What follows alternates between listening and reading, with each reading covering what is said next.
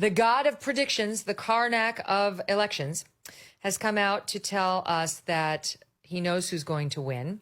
It's American University professor Dr. Allan Lickman, who has correctly predicted 9 of the last 10 presidential elections.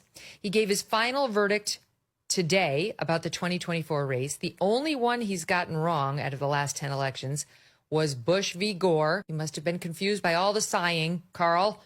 It also could have been the very tight hanging Chad race that we saw there. But he's right almost always. And he says Vice President Kamala Harris will defeat former President Donald Trump and keep the White House in Democratic hands. There's this one guy who has predicted 10 out of the last 10 presidential elections, okay? He is the author of the 13 Keys. He is Professor Allan Lickman, and he is ready to give his prediction for whom he thinks is going to win. Who is it and why? It's going to be a path-breaking victory, the first woman president, Kamala Harris. So obviously he was wrong, as was Ann Seltzer and the rest of these professional pollsters, and I was right. So before we even start, let me just say this to Dr. Allan Lickman. So I guess you can dare lick my balls, Capitan.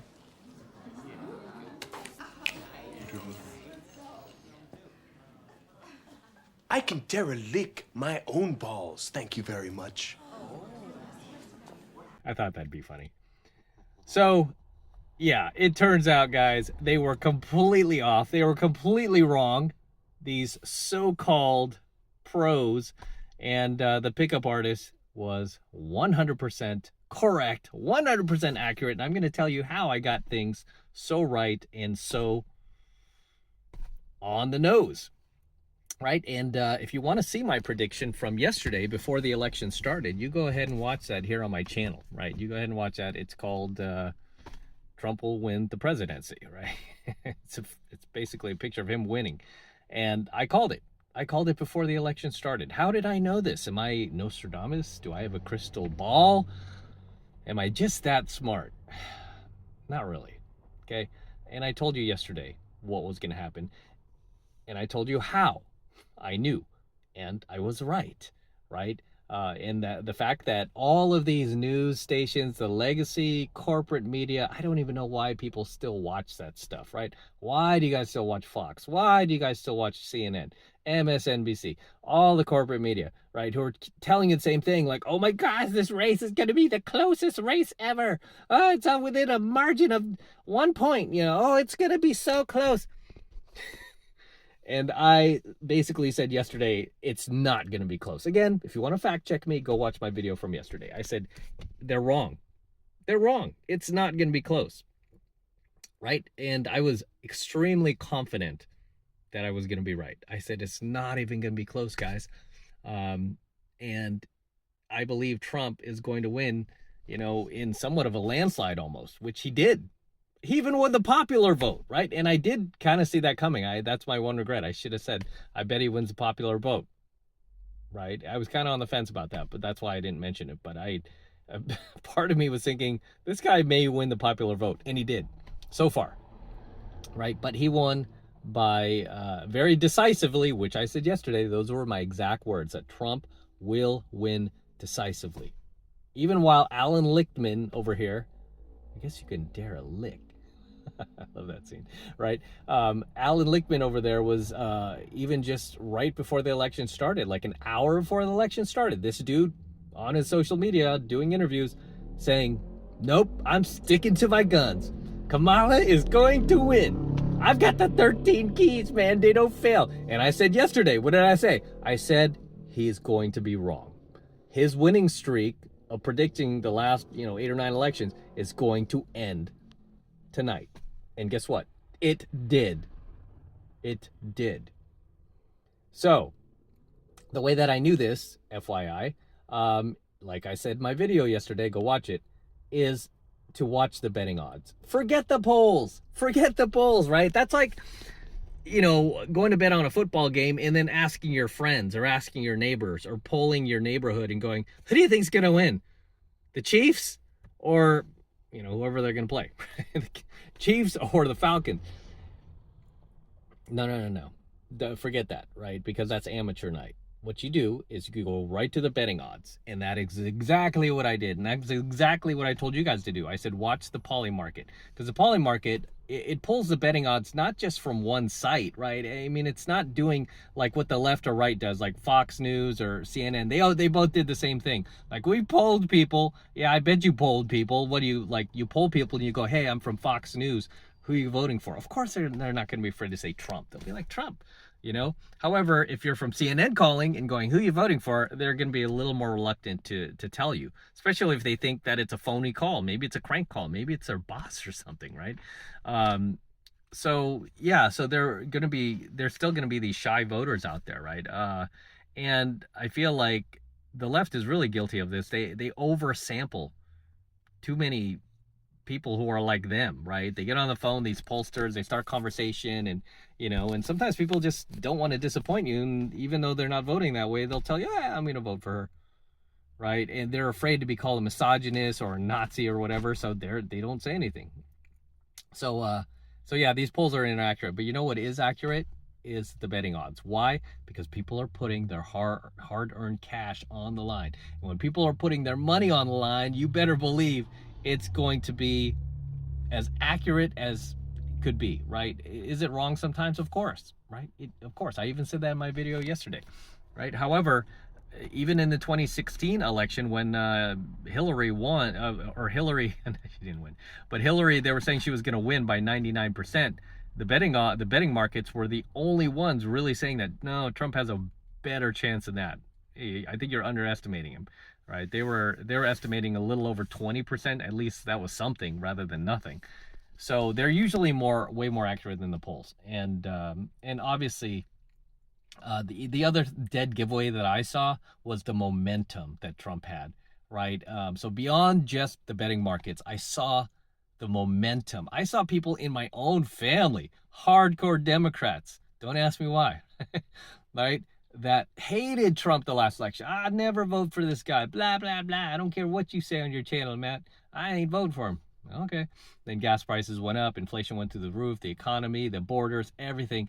And instead of the Democrats addressing it, they're basically like, no, the new thing is Ukraine and tranny right, transing kids. And, I mean, they were just completely out of touch. They didn't address people's concerns at all, which was the economy, stupid. And so even in my family, these hardcore Democrats, I was shocked myself. I was like, what? I'm going for Trump, man. I was like, wow, that's a big change. I just can't afford it. I can't afford anything. We need some kind of change, So yeah.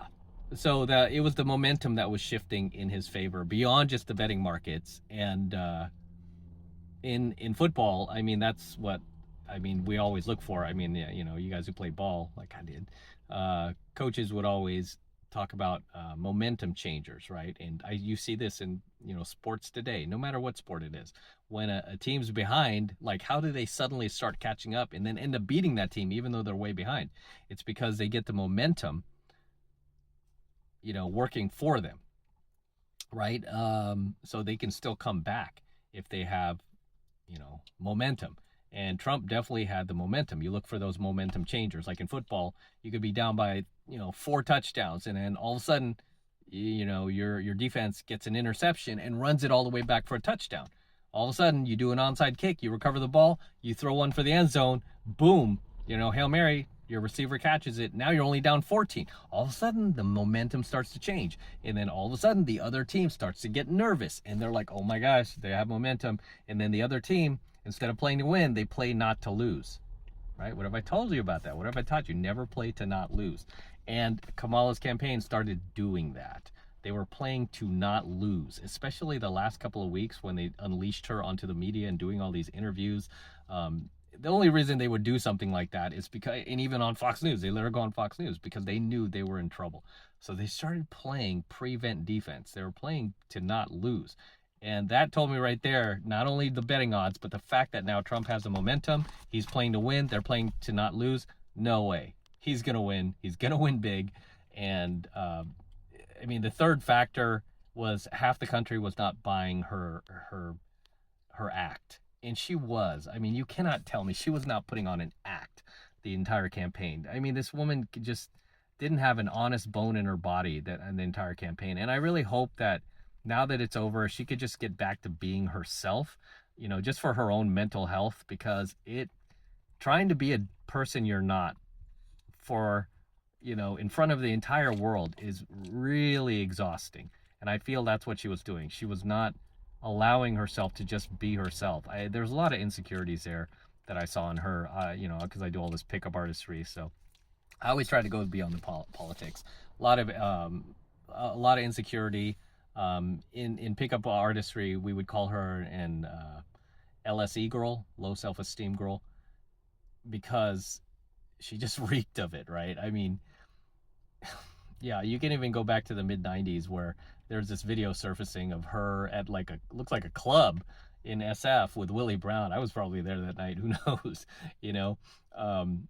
But she was like at a club and somebody was interviewing him. They said, "Oh, is this your daughter? You know, are you his daughter?" And then she was like, "No." Right. And you could tell she totally looks like his side chick there. I mean, he's like this old man and she's this young, you know, party girl looking chick. It's like, what are you doing with this old guy? And that's another thing is, you know, she didn't like being called a DEI candidate, but were you elected? Did you have to work for this position to run for president? No, they gave it to you, right? Much like how Gizmo drinking water. Much like how these female CEOs, they parachute them in to the company, right? It's like, did you really have to work for this? You know, so don't give me this malarkey about you're going to break barriers and you're going to, you know, do this. And I mean, they kind of did the same thing with Hillary, they parachuted her in because it looked like Bernie Sanders was trying to run and people, he had a lot of people supporting him. And that's why they have those memes like Democrats don't elect their leaders, they select their leaders. So yeah, and I'm just glad like people are getting tired of these establishment politicians on both sides. I always say that, right? I always say like 99% of the Democrat Party is establishment, probably like 75, maybe 80 of the Republicans are. But now we're starting to have more entrepreneurs enter the Republican Party. And I believe like Trump, love him or hate him, he's transformed the party forever. He's really given a middle finger to the establishment. And, you know, I mean, so we'll see what happens with that. But regardless, Allan Lickman was totally wrong. His 13 keys, you know, I said it yesterday, guys. I said that this guy has gotten too emotionally attached to his little keys here. I mean, I think one of his keys was charisma, and he gave it to her or something. I'm like, how does she have charisma? What is this guy smoking, man? Never get high on your own supply, Allan Lickman. So, yeah, he was saying that she had like charisma, and I was like, no, this guy is just, he's gotten a little too, he's lost his edge, put it that way. He's lost his edge. He's predicted a lot of elections in the past that, man, you know, a lot of people were saying he would be wrong, and he was right. But he's lost his edge, just like being a Navy fighter pilot. Which I know nothing about, you know, but I remember Top Gun. They would always be like, you got to hang up your wings, dude. You've lost your edge. And he's lost his edge, right? He's letting his emotions get involved. And that's why he was wrong. If he just thought logically, right, I mean, he should have factored some things in. He should have at least said, you know, had a little humility and said, oh, I could be wrong on this one because the momentum, these betting odds, you know, but instead he was like, I'm sticking to my guns. You know, she's going to be the first female black president and I'm voting for her. I'm like, no. What have I always tell you guys about being attached to your emotions? Whenever you're making decisions on your emotions, you're going to be wrong. And that's what I love about the betting markets is money talks and BS walks, right? Same thing with that woman from Iowa, and I think her name's Jan Seltzer, who... You guys are messaging me over the weekend, this past weekend, going, oh my gosh, she's saying that Harris is up 13 points or something retarded like that. And I'm like, she's making the same mistake, right? She's letting her emotions get the best of her, probably oversampling, you know, basically other liberals. Of course you're going to get 13%. If I go out here on the street and ask, like, you know, a certain number of people, like if they're, you know, 49er fans, of course, you're going to get most of them because you're in San Francisco and they're just going to say that, right? And then every once in a while, you might get an oddball like me who's a Dodgers fan and we just won the World Series, and a Cowboys fan, right? But yeah, so she was wrong too because she let her emotions get the best of her, and now her who was credible. I mean, she just lost all her credibility. She was like a credible source for the longest time. For many years, she was doing accurate predictions, and she, like Allan Lickman, never get over that name, also let her emotions get the best of her and made a bad decision, right? They were both wrong. Pickup artist was right. PUA was right? Because again, I try to live in reality. I don't try to live in my emotions, right? I've told you guys, emotions are evil, right? Emotions are evil, and that's how the devil controls you, is through your emotions, right? Your anger, your sadness, your happiness, your melancholy. No, right? It doesn't mean you can't have empathy for people or sympathy. I mean, I have plenty of empathy and sympathy for people and animals, especially as well, family members. But I don't let my emotions get the best of me. Okay. Yeah. I mean, even like with Cash passing, I was like, first time I cried in like 10 years, and, you know, I bawled at points during the month, and, you know, it was very difficult, but I would always do it alone. I just did it in my car or whatever. I mean, I would be driving, I started like bawling just thinking about him, you know, and missing him. And, but I wasn't making any decisions. I wasn't like buying stocks while I was in that emotional state, which I still kind of am, but I'm not making any major decisions right now, right?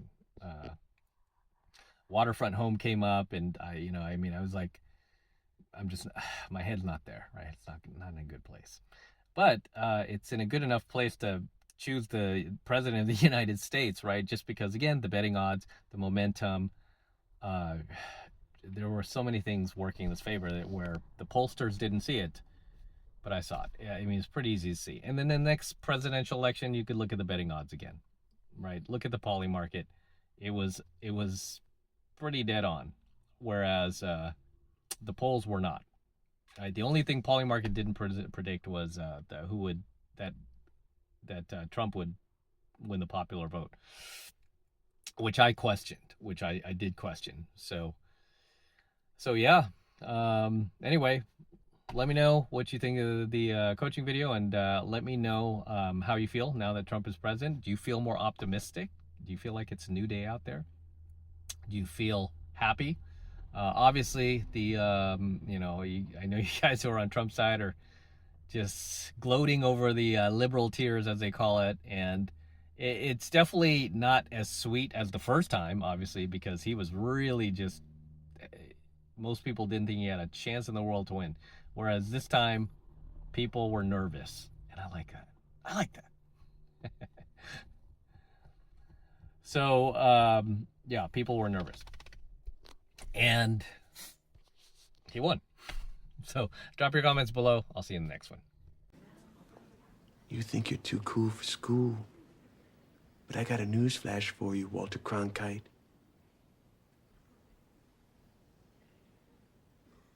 You aren't.